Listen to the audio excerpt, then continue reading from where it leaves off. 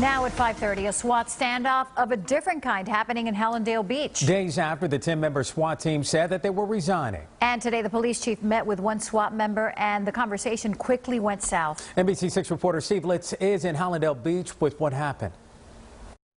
A team of officers walks into Hallandale Beach Police Headquarters, possibly the SWAT team, to tender their resignation.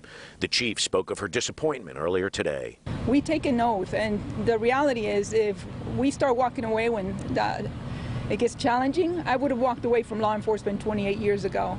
This is the video that's in part stirring the controversy.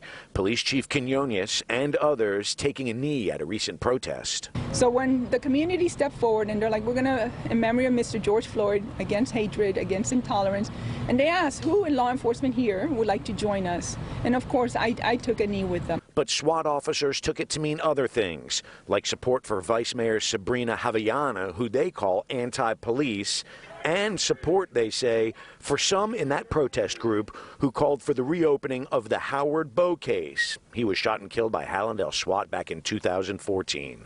In their resignation letter, SWAT members wrote in part, the team is minimally equipped, undertrained, and oftentimes restrained by the politicalization of our tactics to the extent of placing the safety of dogs over the safety of team members. Neither the SWAT team nor the police union commented on the controversy. Hallandale's mayor hopes SWAT remains. Well, I'm here to stand firm that not on my watch. I'm not removing that layer of protection. About 30 minutes after walking in, the officers walked out, making no comment. And keep in mind, the lawyer was in the room with us at the time.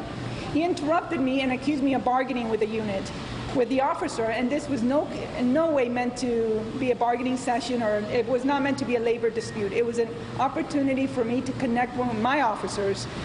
Authorities here in Hallandale Beach say if the SWAT team goes away and they have a need for a special unit like that, BSO will cover them. Reporting from Hallandale Beach, I'm Steve Litz, NBC6 News.